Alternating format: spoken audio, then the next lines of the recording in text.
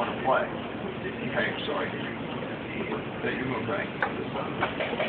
Did you have an idea, Zach, to move it over there? Yeah, and so here, now look what happens. I'm attacking his queen at the same time. I took his pawn, and I got this knight here pegged. So, of course, he's got to protect it, but in any case, he has to block it. So I'm developing my pieces very nicely, and he is going to, I'm already ahead a couple of moves. Now look at his king. His king is wide open. I mean, there's got to be eventually I'm going to have to score on this, right? So now I can make some crazy moves here. Now when I move my knight here, not here, but here, I can move it here too. But moreover, your king is wide naked, so you're going to lose something out of that. I don't know what yet, but believe me, we'll figure it out as we go along. Are you getting this, Braden? Are you learning from this?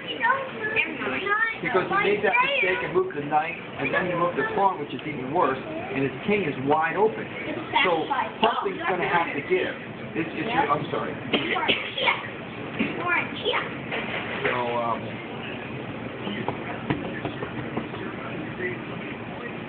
and it was all because in the beginning when he moved the knight over. Yeah, it ruined. And then out of I'm sorry.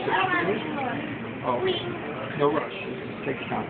So the point is that when he moved the knight away from there, okay, so now I said that he should lose something here. Now he wants to force me here with this, which is a nice move. So if I move my queen out and say check, which I will, and I'm going to bring my queen here and say check, I'm going to chase his king out. But he's threatening the fork. So that's a pretty clever move. So God only knew if he kept his knight where it's supposed to be here, he would have used that same intelligence that he's doing now, but without sacrificing something else. So check, so he's naked now. So when you force the king to move to that castle, you have a huge amount of advantage.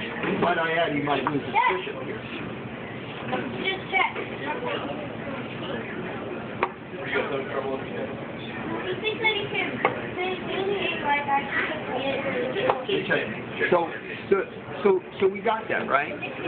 So you see, but he played brilliantly. See, what he wants to do is just check here. It was brilliant. So he got it. So all he had to know is the opening. So let's do it again. And I tell you, if you use the same intelligence, we might even draw or he'll beat you. So here, if we play this again, right? If we play this wonderful, his biggest mistake was this. Okay. So if he would have went here, and then I would have went here, then you'd have what we call the Philidor's opening. And then all that intelligent gear that he had would have came out towards the middle. So that's it. So now you check right here. Here. Wow, the normal opening. There's the normal opening. Great stuff. Good.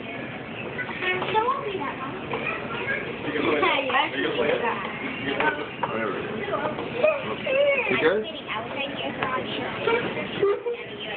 That was pretty easy. That was kind of easy. That was kind of easy. He's about the same.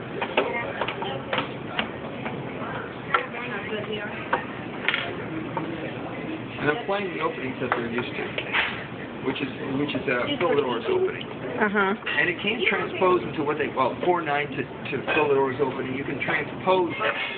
So they're all in the same kind of wash. The 2 knights and the bishop here. The bishop's always attacking the king's bishop too. This is the weakest point on the board. You should become a chess coach. Nah. You know, these kids, I've seen how intelligent they are. They can almost do it themselves, you know. They're just at the point where there's not much I could do other than tell them, here's this book, read it, because I'd just be reading out of the book.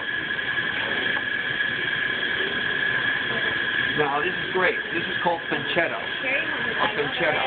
And a Fianchetto is very strong. Very strong. Especially on the king's side of the castle. And they call it the dragon defense. You know, that's what's special. But bishop to knight 2 is what I call it. Powerful stuff. And it you know, after the smoke clears, this guy's out. You let go of your hand. So, it's, I was catching it. yeah. Now, so so right now, if you take a look at the game of chess, much played a great move, right? So if I play back here, he moves pawn up. Now, if he moves pawn up, he can't kingside castle, and he can't castle here because he's got this. This dragon fence. It gets clumsy to try to castle on this side. So now that I know that, since he played this move early on, and I played this, I made him pay for that price. Because now when I go back here, he can't go here. Well, he can, but then he can't castle on king's side. And you've seen what happens to your son if you can't castle early on. Check. Now what we're going to do, this is what they do to me. They like to pin my knight. So what's happening is, so I'm going to break things up. I'm going to go ahead and take this and I'll open this up. Because he can't, So if he does that, I take his queen. Ooh. So you might not want it. And then I'll take this knight. But even if he didn't make that mistake, so this would be open. But this here, if he knew the opening on that, that's a cruel and unusual punishment and opening, right? So. And that would be great. If my queen was here and I opened it up, it would be great. But since my queen is here, I'm not opening up the castle. No, I know. And I wanted to leave anyway.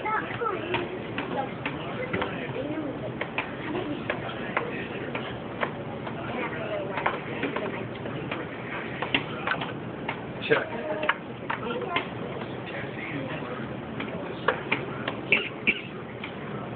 Check. Yeah. Okay, so it's a good game now. But anyway, if you Shake hands. that, Yeah, I'll let them watch this again. could you?